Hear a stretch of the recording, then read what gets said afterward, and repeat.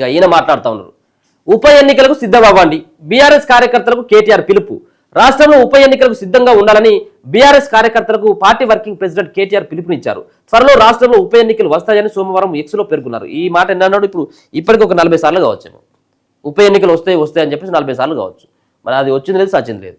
So ఇప్పటికి కూడా court పరిధిలో ఉంది. పార్టీ మారినటువంటి ఎమ్మెల్యేల పైన వాళ్ళ అనర్హత వేటు వేయాలని చెప్పేసి బీఆర్ఎస్ పార్టీకి సంబంధించినటువంటి నేతలంతా కూడా ఒక పక్కన కేటీఆర్ వేసిండు, ఇంకొక పక్కన కేపీ వివేకానందతో పాటు పాడి కౌశిక్ రెడ్డి వేసినటువంటి ఆ పిటిషన్ల పైన 10వ తారీఖున విచారణ జరగబోతా ఉన్నది. సో ఆ సంబంధించినటువంటి దాంట్లో ఏం సంబంధించినటువంటి అంశాన్ని మరి కోర్టు చెప్పేటువంటి అవకాశం ఉంటుంది అనేది కూడా చూడాలి. ఒక పక్కన స్పీకర్ చేతిలో ఉంది ఈ అంశం. స్పీకర్ను నిర్ణయం తీసుకోమని చెప్పేసి గతంలో హైకోర్టు సైతం కూడా చెప్పడం జరిగింది. సో ఉప ఎన్నికలకు సిద్ధం అవ్వండి అని పార్టీ వర్కింగ్ ప్రెసిడెంట్ కేటీఆర్ కూడా పిలుపునిస్తారు.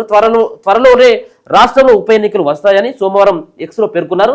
ఇక మీదట పార్టీ మారిన ఎమ్మెల్యేలను కాపాడడం కాంగ్రెస్ తరం కాదన్నారు. సుప్రీంకోర్టు తీర్పులు రాజ్యాంగబద్ధంగా చేసిన చట్టాల నుంచి వాళ్ళు తప్పించుకోలేరన్నారు. పార్టీ మారిన ఎమ్మెల్యేలపై అనర్హత ఓటు వేయడానికి అసెంబ్లీ స్పీకర్కి ఇంకా ఎన్ని నెలలు కావాలన్న సుప్రీంకోర్టు వ్యాఖ్యల నేపథ్యంలో కేటీఆర్ ఈ వ్యాఖ్యలు చేశారు. కేటీఆర్ వేసిన పిటిషన్పై విచారణ వాయిదా వేయడం జరిగింది. పార్టీ ఫిరాయింపులపై కేటీఆర్ వేసినటువంటి పిటిషన్పై విచారణను సుప్రీంకోర్టు వాయిదా వేసింది. తెలంగాణలో మరో 3 బీఆర్ఎస్ ఎమ్మెల్యేలు ఫిరాయింపు పిటిషన్తో జత చేసింది.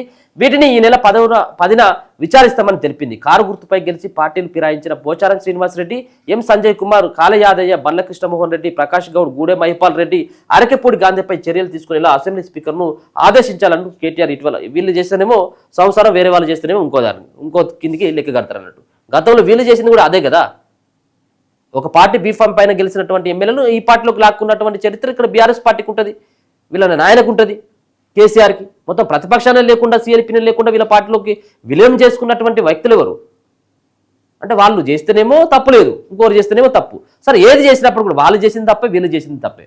ఒకవేళ కనుక పార్టీ మారాలనుకున్నటువంటి ఎమ్మెల్యేలు కానీ ఎంపీలు కానీ వాళ్ళకి మళ్ళీ ధైర్యం ఉన్నట్టయితుంటే, మళ్ళీ దమ్ము ఉన్నట్టయితుంటే, ఎన్నికలకి వెళ్ళి ప్రజాక్షేత్రంలో తేల్చుకుందామన్నట్టయితుంటే ఎవరైనా కానీ, ఏ పార్టీకి సంబంధించినటువంటి వ్యక్తులైనా కానీ ఆ పార్టీకి పూర్తిగా రాజీనామా చేసి, మీరు ఆ పదవికి రాజీనామా చేసి ఉప ఎన్నికకి వెళ్ళండి. దాని తర్వాత మీ ఇష్టం.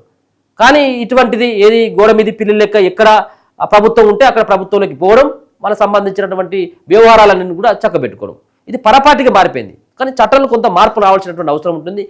ఎవరైనా కానీ పార్టీ మారినటువంటి వాళ్ళు ఎవరున్నారో వాళ్ళ పైన ఒక వారం 10 రోజుల టైంలోనే స్పీకర్కి ఆ నిర్ణయాధికారులు వాళ్ళు, స్పీకర్ కనుక వారం 10 రోజుల్లో నిర్ణయం తీసుకున్నట్టయితే కోర్టులు జోక్యం చేసుకుని వాళ్ళని డిస్క్వాలిఫై చేయాల్సినటువంటి అవసరం ఉన్నది, ఏ పార్టీ అయినప్పుడు కూడా. సో అటువంటి నిర్ణయాలు జరగాల్సినటువంటి అవసరం ఉంటుంది. సో ఇది ఉప ఎన్నికలకు సిద్ధం కాండి అనేది. సరే ఏదేమైనప్పుడు కూడా ఈయన సిద్ధమన్నా సిద్ధం కాకన్నా ఒక పక్కన ఖచ్చితంగా ఖైరతాబాద్ సంబంధించినటువంటి నియోజకవర్గంలో ఎన్నిక మాత్రం వచ్చేటువంటి అవకాశం కనబడుతుంది. అది ఎందుకో మీకు అందరికీ కూడా తెలుసు. ఒక పక్కన కాంగ్రెస్ పార్టీ బీఫామ్ పైన కూడా ఆయన ఎంపీగా పోటీ చేసినటువంటి పరిస్థితి దానం నాగేంద్రకు ఉన్నది కాబట్టి.